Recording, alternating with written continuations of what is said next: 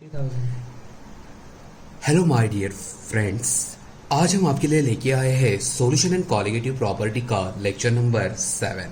Okay, lecture number 6 जो हुआ था वो आपको समझा रहेगा। ओके, उसके अंदर जो भी हमने 3 न्यूमेरिकल डिस्कस किए थे वो आपने उसकी प्रैक्टिस भी की रहेगी और आपको अच्छे ढंग से समझा भी रहेगा। ओके, सो ये वाले लेक्चर में हम लोग जो बचे कुछ जो 2 न्यूमेरिकल है, ओके, और जो अगला वाला जो कंटेंट है वो हम यहाँ पर कवर अप करने वाले हैं। ठीक है, तो सब लोग यहाँ पर फोकस करो कि ये लेक्चर में क्या है और अपने को क्या पढ़ना है।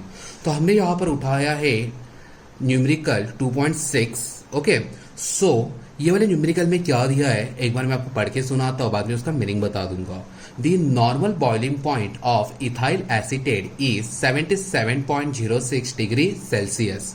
A solution of 50 gram of a non-volatile solute in 150 gram of ethyl acetate boils at 84.27 degree Celsius.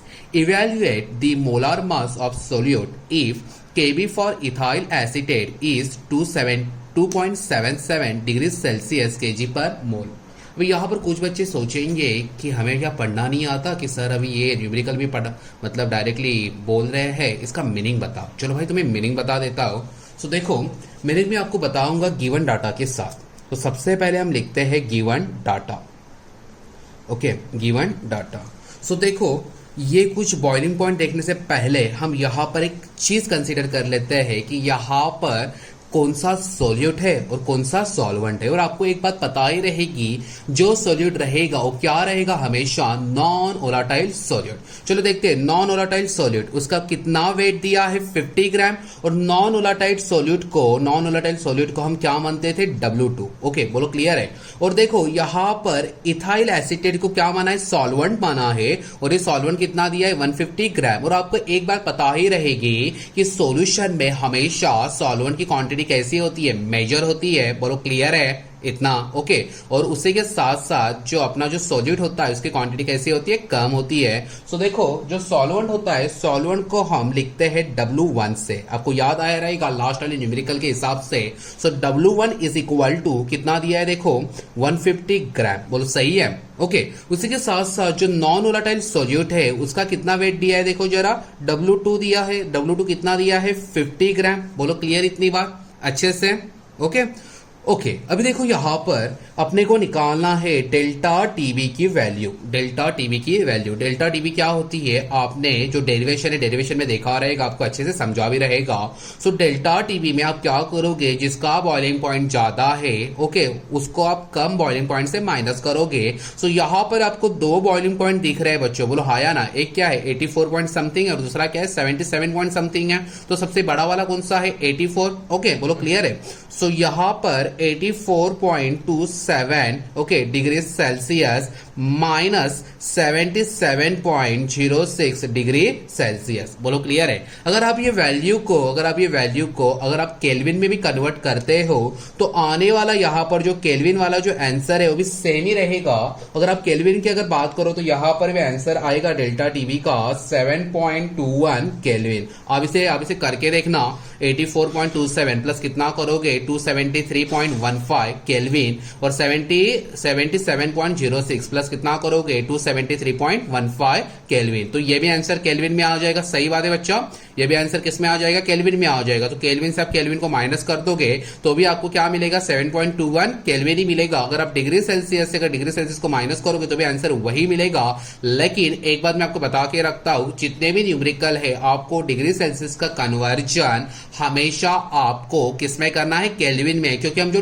Temperature लेते हैं, टेम्परेचर को हम हमेशा किसमें रखते हैं, केल्विन में रखते हैं। तो आपको एक बात बता के रखता हूं, मुझे असाइनमेंट में ये बात दिखनी चाहिए, यहां पर मैं आपको नहीं दिखा रहा हूं। ये वाली वैल्यू और ये वाली वैल्यू आपको केल्विन में लिखनी है। इसमें प्लस 273.15 ऐड करो, इसमें भी प्लस 273.15 ऐड करो, माइनस करके यही आंसर आएगा। लेकिन ये कितना आएगा ये मुझे आपके असाइनमेंट में दिखना चाहिए। फिर से बता रहा हूं, अगर यहां पर अगर कन्वर्जन करके अगर मेरे को नहीं भेजा तो आपके असाइनमेंट में रिजेक्ट कर दूंगा। आपको ये न्यूमेरिकल फिर से लिखना पड़ेगा। बोलो क्लियर है। ओके, सो देखो डेल्टा टीबी की वैल्यू कितनी आई है 7.21 केल्विन, बोलो क्लियर इतना। ओके, उसी के साथ साथ और एक वैल्यू यहाँ पर बच्चों गिवन दी है, वो वैल्यू है केबी की। किसकी वैल्यू है बोलो? केबी। सो देखो जो केबी है, केबी को हमने वो जो डेरिवेशन में दो मतलब ढंग से मतलब देखा था। केबी का मीनिंग होता है मोलर एलिवेशन कांस्टेंट, याद आया? नहीं तो और एक मीनिंग क्या है? इबिलिस्कोपिक कांस्टेंट। सो केबी की वैल्यू क्या है? 2.77 डिग्री सेल्सियस केजी पर मोल, केजी पर मोल, बोलो क्लियर है एकदम अच्छे से? ओके, उसके बाद यहां पर अपने को कुछ फाइंड आउट करने के लिए बोला है, टू फाइंड, बोलो क्या फाइंड आउट करने के लिए बोला है? Molar mass of solute, molar mass of solute. Molar mass of solute के लिए हम क्या लिखेंगे यहां पर? m। सोल्यूट के लिए क्या लगता है? 1 या 2? बोलो बोलो क्या लगता है? 2, सही बात है। So m2 is equal to question mark, अभी हम लिखेंगे सॉल्यूशन, सॉल्व करना है ना इसको। ओके, तो इसका फॉर्मूला क्या है याद करो, delta TB is equal to KB into W2 divide by W1 into M2, बोलो क्लियर है? ये फॉर्मूला सबसे इंपॉर्टेंट है। आई होप ये आपको फॉर्मूला याद हुआ रहेगा। ओके, जो डेरिवेशन हमने सॉल्व किया था, मैंने आपको बोला था कि ये फॉर्मूला आपको न्यूमेरिकल में इस्तेमाल करना है। आई होप ये आपको फॉर्मूला समझा रहेगा और इसका डेरिवेशन भी समझा रहेगा। ओके, लेकिन अपने को डेल्टा टीबी की वैल्यू फाइंड आउट नहीं करनी, अपने को क्या फाइंड आउट करना है? M2। सो ये जाएगा इधर और ये आएगा इधर, बोलो क्लियर? सो यहां पर क्या मिला आपको? M2 is equal to KB into W2 divide by delta TB into W1, बोलो कोई दिक्कत वाली बात नहीं है? चलो अभी देखो KB की वैल्यू यहां पर कितनी है? 2.77 है, बोलो सही बात है। W2 की वैल्यू कितनी है बच्चा? W2 की वैल्यू है 50। ओके, डेल्टा टीबी की वैल्यू हमने कितनी निकाली थी? 7.21, बोलो सही है। और जो W1 है वो कितना है? 150। चलो अभी वीडियो को पॉज करो और ये 2.77 मल्टीप्लाई बाय 50 और 7.21 मल्टीप्लाई बाय 150, इसका आंसर कितना आता है मुझे बता दो। चलो वीडियो को पॉज करना है, कोई भी चीटिंग नहीं करेंगे, डायरेक्ट आगे नहीं बढ़ने वाले। चलो करो।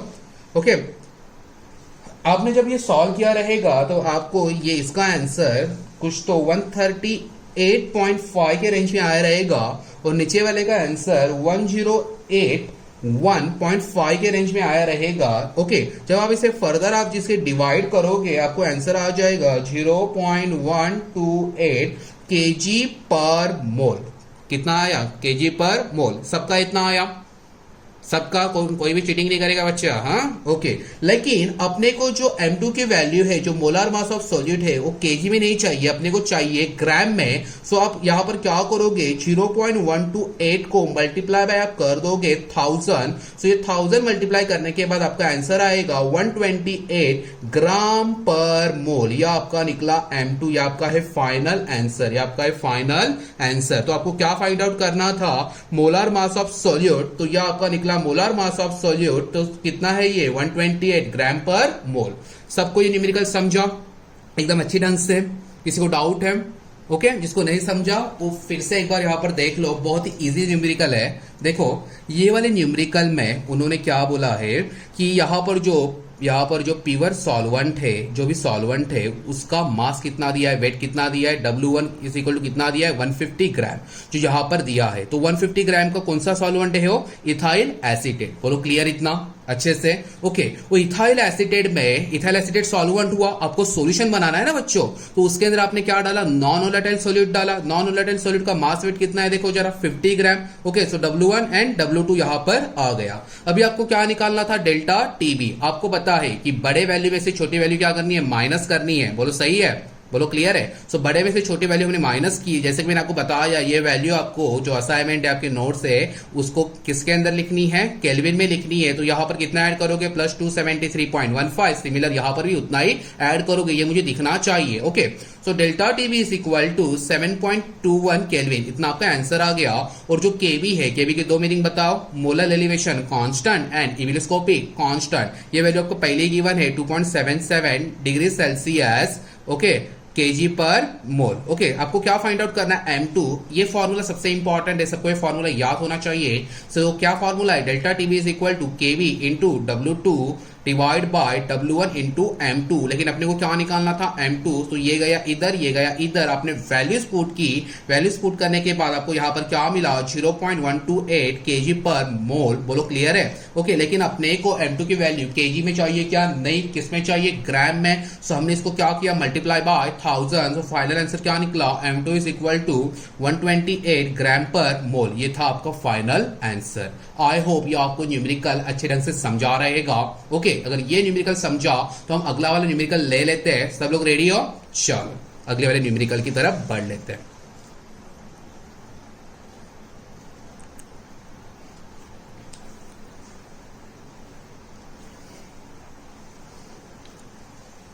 ये न्यूमेरिकल स्टार्ट करने से पहले मैं आपको पहले ही बोल के रखता हूँ, ये न्यूमेरिकल बहुत इंपॉर्टेंट है। ये न्यूमेरिकल बहुत इंपॉर्टेंट है। ये न्यूमेरिकल सीटी में भी आ चुका है। जो अदर स्टेट के जो भी मतलब सीटी वाले एग्जाम्स थे और जो बाकी के एग्जाम्स थे वहां पर भी आ चुका है। उससे के साथ साथ जो अपना नीट का पेपर है, वो पहले के AI-EEE थे, ओके, एम्स है, वहां पर भी ऐसे वाले न्यूमेरिकल आ चुके हैं। बहुत ही इजी वाले ऐसे न्यूमेरिकल है। ओके, और ये न्यूमेरिकल सबसे पहले एनसीईआरटी में भी था। माने कि न्यूमेरिकल की जितनी ही तारीफ करूं उतनी तारीफ कम है। ओके, तो ये वाले न्यूमेरिकल को 2.7 के न्यूमेरिकल को पहले एक लाइन लगा दो, इंपॉर्टेंट है, आपको समझना है। बहुत ही इंटरेस्टिंग न्यूमेरिकल है ये, ठीक है। थोड़ा सा हटके है, थोड़ा अलग है, लेकिन पढ़ने में मजा आएगा। बोलो क्लियर है?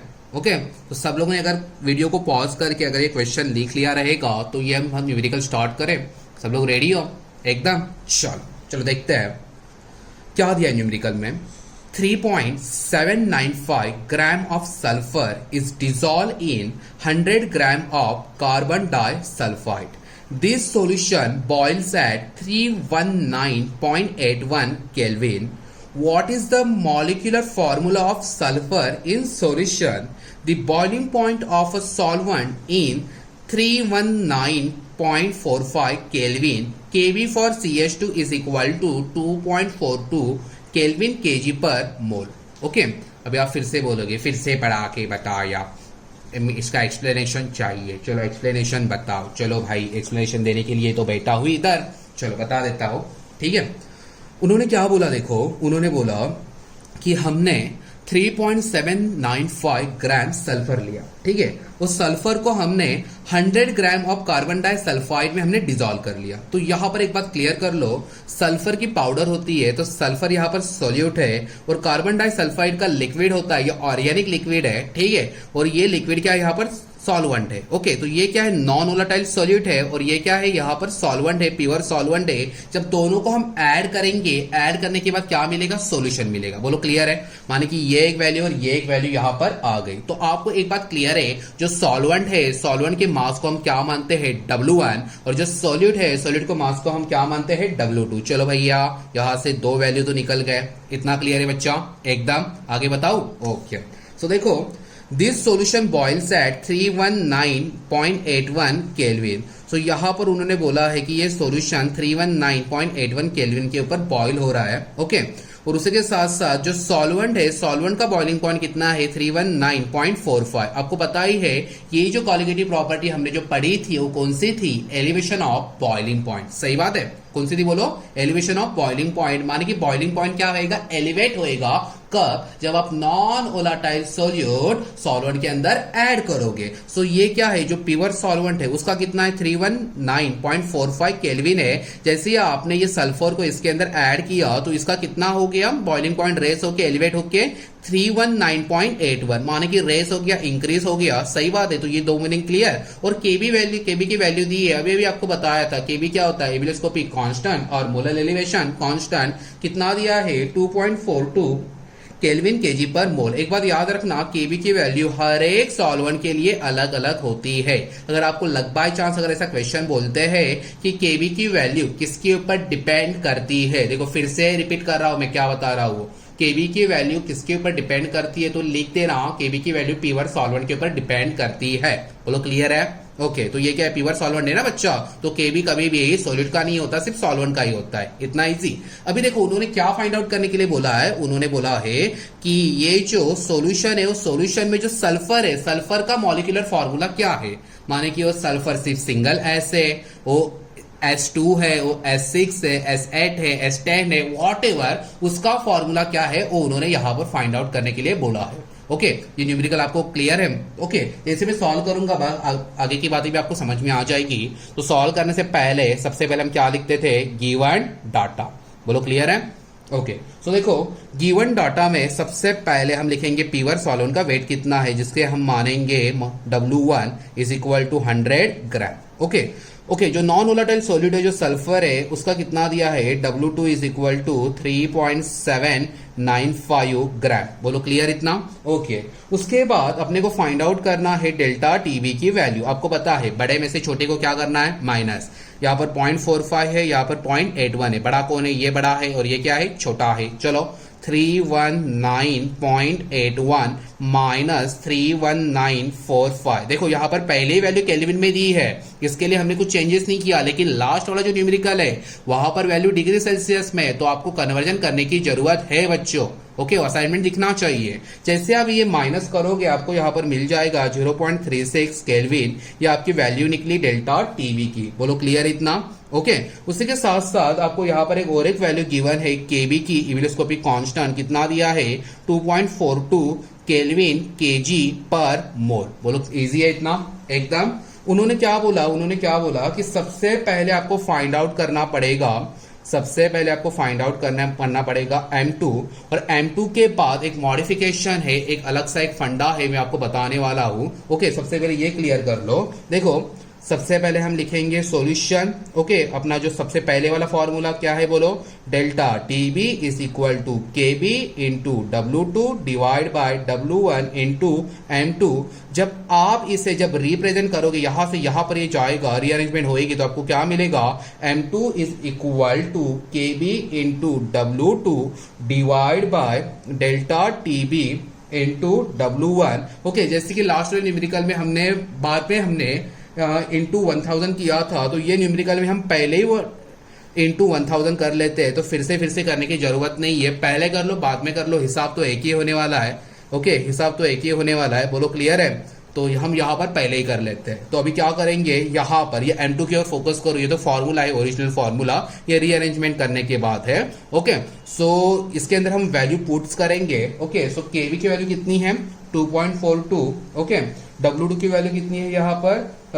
3.79 multiply by 1000 divide by 0.36 into 100। Okay, ये जीरो से ये जीरो मर गया। बोलो सही है? ओके, जब आप इसे सॉल्व करोगे, सॉल्व करने के बाद आपको एक फाइनल आंसर आ जाएगा 250 gram per mole. I hope आपका भी यही आंसर आया रहेगा वीडियो को पॉज करने के बाद। Okay, M2 is equal to 250 gram per mole. Okay, अभी क्या करना है, अपने को मॉलिक्यूलर फॉर्मूला फाइंड आउट करना है कि सॉल्यूशन में सल्फर का क्या है। ओके, सो इसके लिए अच्छा खासा फॉर्मूला है। देखो मोलार मास ऑफ सल्फर, माने कि आपने अभी जो निकाला, divide by atomic mass of sulphur, यहां पर मैं आपको लिख के रखता हूं atomic mass of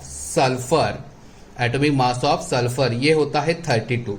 okay, clear इतना? सो देखो यहां पर 250 डिवाइड बाय 32 आप जब करोगे, आपका आंसर कुछ तो 7 पॉइंट कुछ तो समथिंग में आएगा। ओके, कुछ तो 86 या कुछ तो मतलब 76 में आएगा। या आपको एग्जैक्टली क्या है वो आपको फाइंड आउट करना है। ये जो मैंने लिखा है वही आपको लिखना नहीं है, ये मैं आपके लिए रखा हूं। ओके, और ये आंसर नियर अबाउट किसके बराबर रहेगा? 8 के बराबर रहेगा। तो फाइनली यहां पर अपने को क्या मिला? देखो दी molecular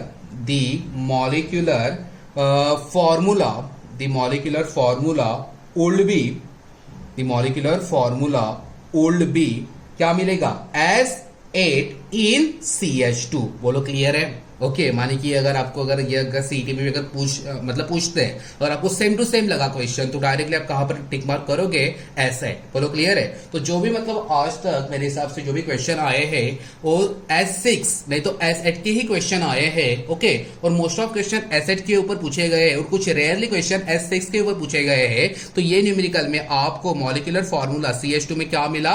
S8। बोलो क्लियर है? एकदम इजी, कोई दिक्कत वाली बात नहीं है। ओके, इजी है एकदम। एक बार लास्ट टाइम आपको ये बता देता हूं क्योंकि ये numerical very very very very important है। ओके, W1 की वैल्यू कितनी दी है 100 ग्राम, W2 की वैल्यू 3.795 ग्राम, डेल्टा डी भी निकाला, बड़े में से छोटी को माइनस किया 0.36 निकला, केबी की वैल्यू गिवन है कितनी है 2.42 केजी केल्विन पर मोल। M2 फाइंड आउट करना है, फॉर्मूला पुट किया, पहले ही यहां पर मल्टीप्लाई बाय 1000 किया तो आगे जाके डिवाइड करने की हो, नहीं तो मल्टीप्लाई करने की जरूरत नहीं है।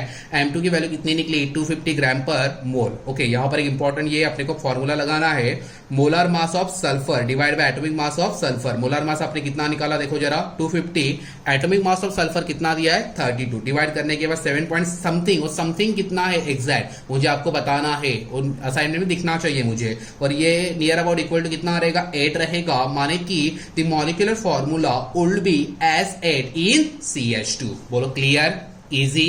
आई होप ये आपको जो तो न्यूमेरिकल थे अच्छी ढंग से समझे रहेंगे।